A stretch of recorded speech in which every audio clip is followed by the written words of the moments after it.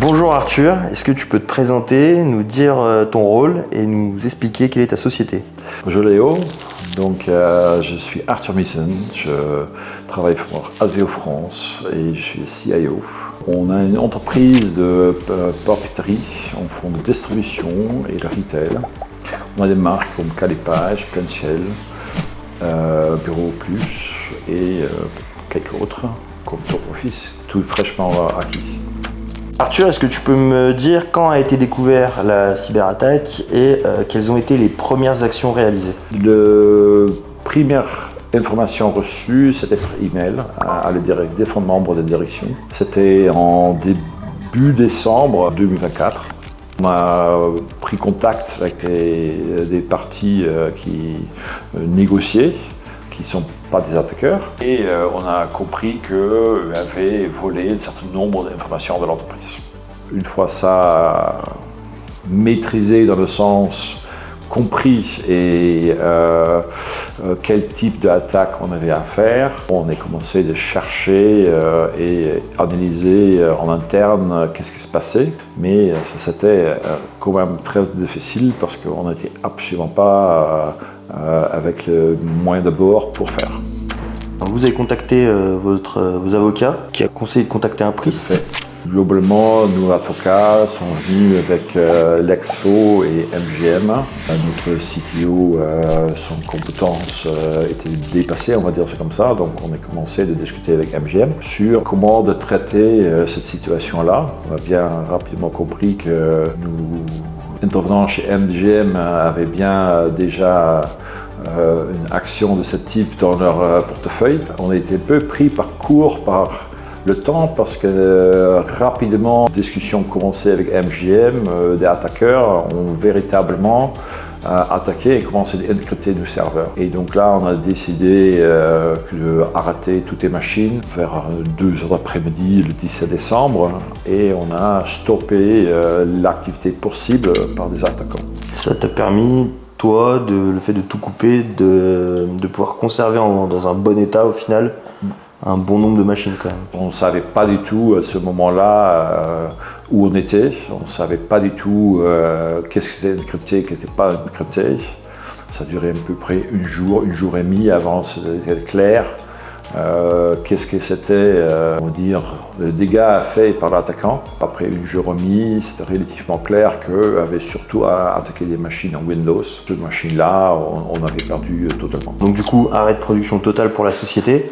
Ouais. Comment tu as géré l'aspect end-user, utilisateurs finaux, comment tu as géré ça? L'attaquant avait aussi enlevé une attaque sur les PC. Et donc, les utilisateurs étaient de toute façon, la plupart, plus du tout capables de travailler. Donc, on a envoyé tout le monde dans la maison. Télétravail pour eux qui avaient le PC qui fonctionnait. Pour eux qui n'avaient pas de PC, on a fait venir dans des jours suivants, petit à petit, en réparant leur PC, bon, réinstallation complète. Et évidemment, sans applicatif, parce que l'applicatif était tous arrêtés.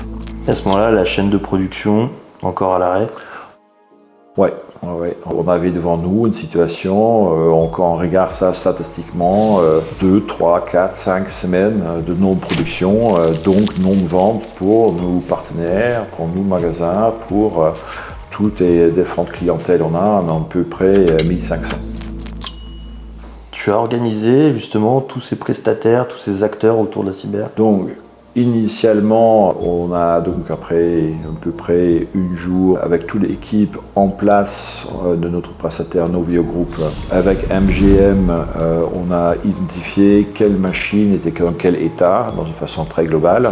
Et heureusement, on a retrouvé nos backups non modifiables, qui on a donc sortis de le tiroir pour voir qu'est-ce qu'on avait là. Et en faisant l'analyse entre des machines impactées et des backups nécessaires pour restaurer, on arrivait à la conclusion que la chaîne de production principale, on pouvait remonter.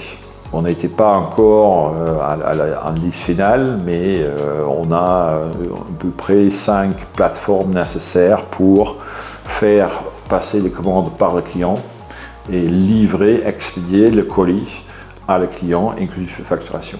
Donc, les 5 plateformes, on a identifié, on a analysé et constaté qu'on pouvait redémarrer avec peu de pertes de données. On a été exactement avec 12 heures de perte de données. On a quand même tourné tout un tas d'activités pendant des 12 heures, mais ce n'était pas dramatique dans le sens où dans le temps, ça s'est aligné. On a pris avec MGM, Novio, avec toute l'équipe, dans une organisation 24/7 quasi pendant 7 jours. On a remonté cette chaîne-là de zéro. Sur cette chaîne-là, sauf des applications sur Linux web, tout le reste était impacté par l'encryption et on était obligé de réinstaller.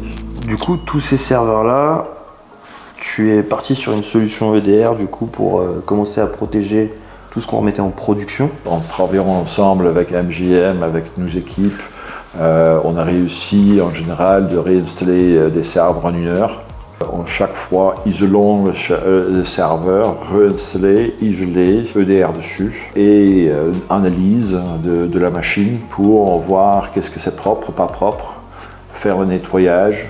Et après, exposer le serveur dans le nouvel environnement parce qu'en gros, on a reconstruit totalement le SI de Agio France.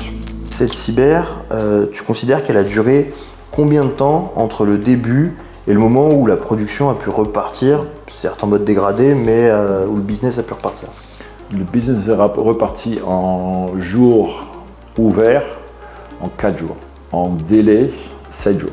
Donc on a pris 7 jours pour faire, mais dedans on avait 4 jours qui étaient vraiment livrables. C'est plus qu'acceptable évidemment et une belle prestation par tous les partenaires qui étaient là. Évidemment les premières 2 semaines, 3 semaines, c'était pas très stable parce que tu avais des problèmes de données, tu avais des problèmes d'exploitation, de façon de aligner les différentes planètes et des 5 différents systèmes dans la chaîne. Ça a pris jusqu'à 3 semaines à peu près. Avant, c'était totalement stable. On était quasi de retour à une exploitation normale pour cette période-là.